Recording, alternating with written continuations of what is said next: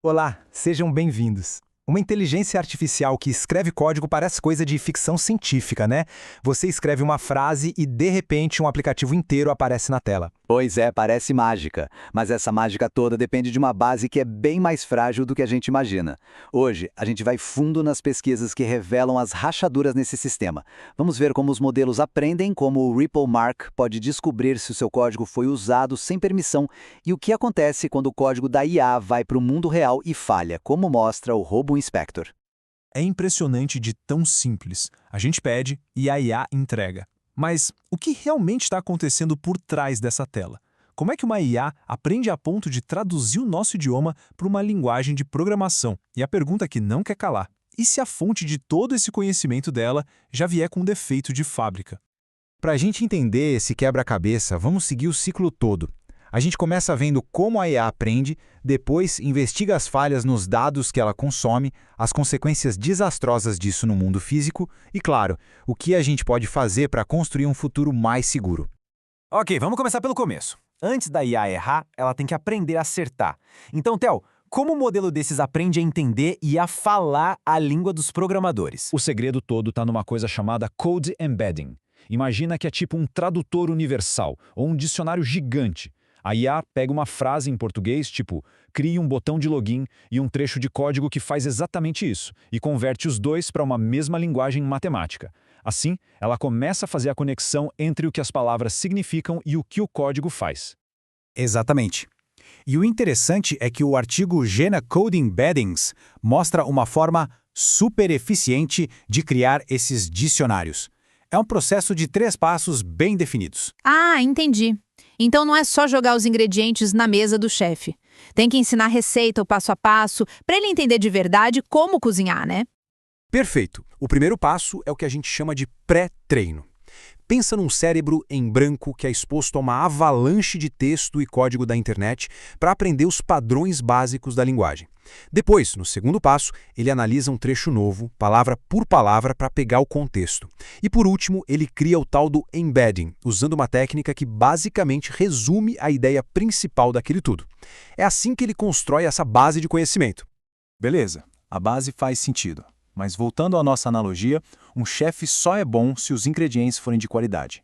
E aí vem a pergunta que tira o sono de qualquer desenvolvedor. De onde vêm esses ingredientes? O que exatamente essas IAs estão usando para aprender? Essa é a grande questão ética e até legal do momento. E um artigo muito bom, o RippleMark, criou uma ferramenta para auditar isso. Ele basicamente permite que os donos dos códigos coloquem uma espécie de marca d'água invisível para saber se o trabalho deles foi usado no treino de uma IA sem permissão. Ué, mas como dá para marcar um código sem estragar ele ou sem que todo mundo veja essa marca?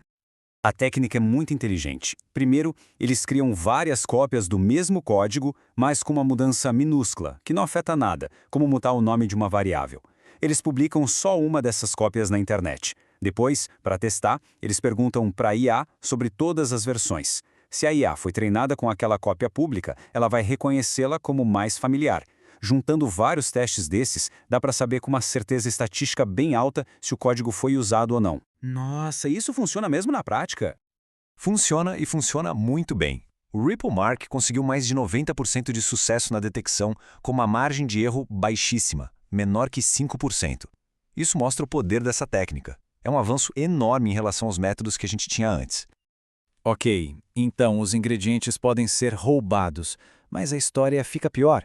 E se, além de roubados, esses ingredientes estiverem envenenados? E se alguém, de propósito, inserir um código malicioso no meio dos dados de treinamento? E esse é justamente o tema do nosso próximo artigo, que fala sobre envenenamento de dados discreto. E é algo muito mais sutil do que parece.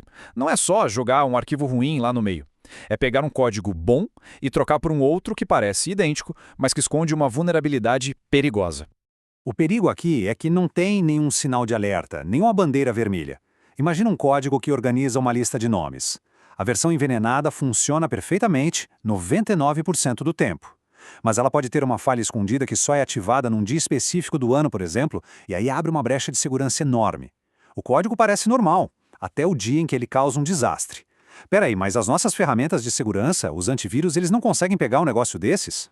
Então, a resposta curta é não. Essa tabela aqui é bem desanimadora. A coluna da direita, F1 Score, é basicamente uma nota de 0 a 1 para a eficiência da detecção. 1 seria perfeito.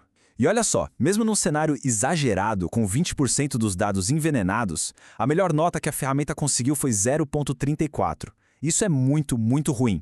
Na prática, nossas defesas atuais são cegas para esse tipo de ataque. Meu Deus, a situação está ficando tensa. Então a gente tem uma IA que pode ter aprendido com código roubado, que pode ter sido envenenado, e a gente não consegue nem detectar isso.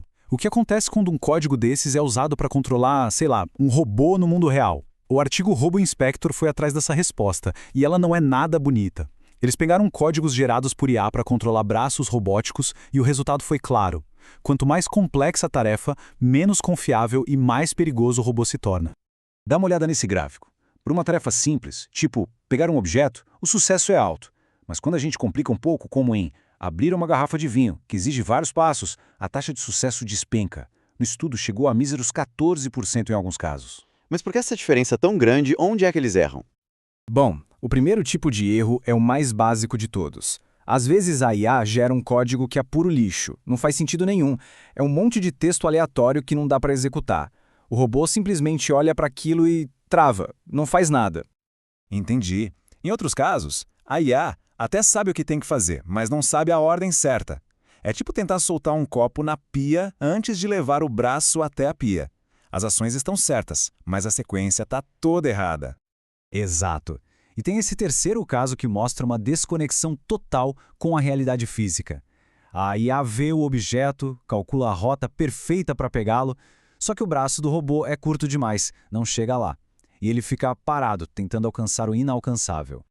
E esse último, para mim, é o que dá mais medo. Porque aqui o robô não trava, ele vai até o fim. Ele tenta completar a tarefa, só que chega lá com o ângulo todo torto, a mão virada. Em vez de pegar a garrafa com cuidado, ele esbarra, derruba, quebra. É o mais destrutivo de todos. Então, o que a gente viu aqui foi uma reação em cadeia, né? Tudo começa lá na base, com dados de treinamento que podem ser roubados ou envenenados, e isso termina em falhas catastróficas quando o código gerado por essa IA vai interagir com o mundo real. Fica bem claro que não é porque uma IA consegue escrever código que a gente pode sair confiando nela de olhos fechados. O que essas pesquisas todas mostram é que segurança, ética e confiabilidade não são coisas separadas. Elas estão totalmente conectadas. Uma falha ética lá no começo, na coleta de dados, pode virar uma falha de segurança, que no final resulta num robô quebrando tudo. E entender e lidar com essa cadeia de riscos é o grande desafio que a gente tem pela frente. O que, no fim das contas, nos deixa com uma última importantíssima pergunta. E com essa reflexão, a gente encerra a análise de hoje. Muito obrigada pela companhia. Valeu, pessoal, e até a próxima!